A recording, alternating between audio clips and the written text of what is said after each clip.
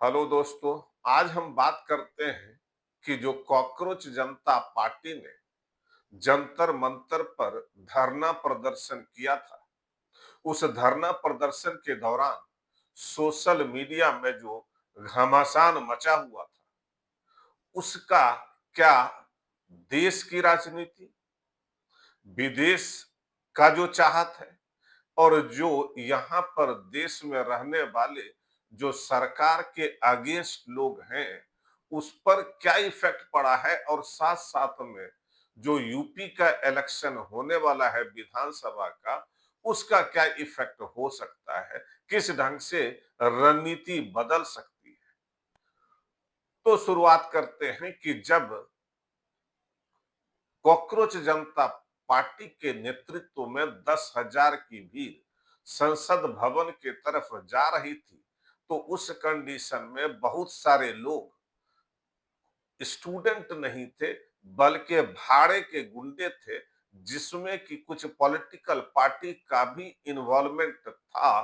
कुछ तो history sheeter थे और उसने माहौल को खराब किया और अंततः पुलिस को एक्शन लेना पड़ा। ये तो शुक्र की बात है कि कोई भी हताहत नहीं हुआ, जिसके कारण की जो एक साजिश रची गई थी, एक बड़े पैमाने की जो साजिश रची गई थी, वो फेल हो गई। लेकिन उसके बाद भी जो अगले दिन राहुल गांधी ने या अपोजिशन लीडर ने जंतर मंतर पर जाने के बजाय वो प्रधानमंत्री के आवास के सामने जिस ढंग से एक धरना प्रदर्शन किया, उन सबको पुलिस ने उठा करके बस में डाल करके थाने लेकर के गया। ये एक अजीब सा दृश्य था। इससे एक बात तो ये हुआ कि जो क्लियर बात हुआ कि जो अपोजिशन पार्टी है, वो सीजेपी के साथ जुड़ा हुआ नहीं है। उसके साथ मेनली आप कह सकते हैं केजरीवाल और कुछ पार्टी जुड़ा हुआ है। दूसरी बात यह है कि अपोजिशन पार्टी सीजेपी को इंपॉर्टेंस नहीं देना चाहती है। तीसरी बात तो ये एक जो सबसे इंपॉर्टेंट बात है, जिस ढंग से प्रियंका गांधी को एक कांस्टेबल या सब इंस्पेक्टर ने ढकेल ढकेल करके बस में चढ़ाया, राहुल गांधी को घसीट करके एक जगह से दूसरे जगह ले गया, जूता तक पहनने का समय नहीं दिया। इससे जो एक बहुत बड़ा एक आडंबर बना हुआ था कि गांधी परिवार के खिलाफ कुछ नहीं बोल सकते हैं, टच नहीं कर सकते हैं, नहीं तो देश में बवाल मच जाएगा। वो चीज खत्म हो गया, बल्कि आप कह सकते हैं एक नया द्वार सारे स्टेट में पुलिस वालों के सामने या राजनेता के सामने खोल करके रख दिया। और इससे मुझे लगता है कि राहुल गांधी को टेम्पररी चाहे जो भी मीडिया फुटेज मिला हो, लेकिन इन द लॉन्ग रन इसका कोई अच्छा इम्पैक्ट नहीं होने वाला। अब बात करते हैं कि इसके बाद संसद भवन जो है वो चलने नहीं दिया गया। जो सरकार भी थी, वो भी एक ढंग से कह सकते हैं बैकफुट पर थी। लेकिन धीरे धीरे जैसे ही मोदी ने सोशल मीडिया का कमान अपने हाथ में लिया और झारखंड में जब छात्रों का प्रदर्शन होना शुरू हुआ और जब उस छात्रों पर लाठी चार्ज हो गया, तब अमित शाह अपने पोजीशन पर आए और उन्होंने कहा कि 24 घंटे का हम जो है इस पर डिस्कशन करना चाहते हैं, जो कि 18 दिन से एक्चुअली अपोजिशन पार्टी मांग कर रही थी, क्योंकि अब अमित शाह के पास बोलने के लिए बहुत सारा मटेरियल मिल गया, जिससे कि वो अपोजिशन पर भारी पड़ सकता है। लेकिन अपोजिशन वाले राहुल गांधी ने तो इस बात को समझ गया और उसने सीधा दो सेंटेंस बोला। पहला सेंटेंस कि अगर आपने लाठी चार्ज का ऑर्डर दिया तो गलत है, उसके लिए आपको रिजाइन करना चाहिए। और अगर आपने नहीं ऑर्डर दिया फिर भी लाठी चार्ज हुआ, तो मतलब आप इनकॉम्पिटेंट आदमी हैं और तब भी आपको रिजाइन करना चाहिए। तो आखिर इसमें एक जो सबसे इम्पोर्टेंट बात मुझे लगता है कि अमित शाह का बोलना, प्रधानमंत्री का बोलना संसद में किसी एक पॉलिटिकल पार्टी या किसी एक आदमी के लिए नहीं होता है। अगर बीजेपी कांग्रेस को मिला भी दे, तब भी वो जो है 50% से कुछ ऊपर ही होता है।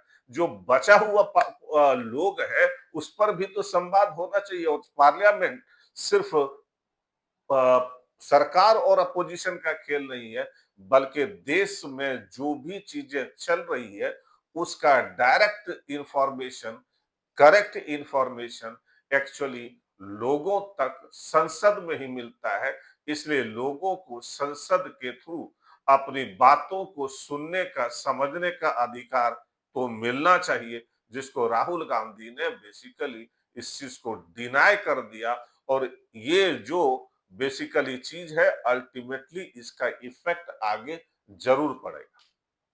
अब बात करते हैं कि ऐसा किया क्यों?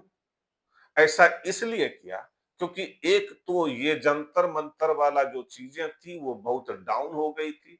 दूसरी बात ये है कि झारखंड में जो हुआ उसका इम्पैक्ट अपोजिशन पर ज्यादा पड़ रहा था।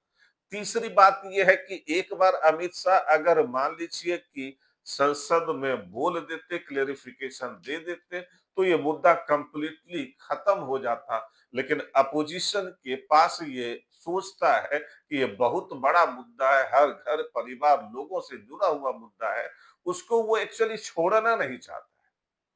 और इसको चूंकि रिसेंट में यूपी इलेक्शन है, यूपी इलेक्शन तक इसको डेफिनेटली आगे ले जाना चाहता है। क्योंकि बाद में अगर मान लीजिए कि नीट का परीक्षा ठीक ठाक हुआ तो लोग इस चीज को भूल जाएंगे। लेकिन जो यूपी का इलेक्शन है उसके पहले ही है, तो नेचुरल है कि ऐसे स्थिति में इस मुद्दे को लेकर के जेनजी या जो भी यंग लोग हैं उसके बीच जाना चाहता है। इसीलिए तो मायावती की जो पार्टी में आनंद है, उसने बेसिकली कहा कि एक्चुअल जनजी तो हम ही हैं। जो राहुल है और जो अभिषेक है वो तो अंकल है। अब मतलब जेएनजी का जो खेल है, जो बिसात है, सियासत के बिसात पर बिछना शुरू हो गया। दूसरी बात कि जो अखिलेश यादव है, वो तो बेसिकली जेएनजी को लेकर के बात कर ही रहा है। लेकिन पीडीए में जो पहले पिछड़ा हुआ करता था, अब वो पंडित हो गया। भाई अलग अजब अजब खेल चल रहा है। तीसरा जो अभी-अभी इंफॉर्मेशन एक्चुअली पूरा डिस्प्ले हुआ नहीं है, मीडिया में आया नहीं है, लेकिन कहीं पर दिखा रहा था कि योगी सरकार महिलाओं को बिहार के तर्ज पर, जिस ढंग से बिहार में दर्जा दिया गया, उस ढंग से योगी सरकार महिलाओं को यूपी में 50,000 रुपया देना चाहती है। 20,000 इलेक्शन के पहले और 30,000 10-10 हजार करके इलेक्शन के बाद। लेकिन वो किसको दिया जाएगा, क्या दिया जाएगा, क्या क्राइटेरिया होगी, वो बाद की बात है।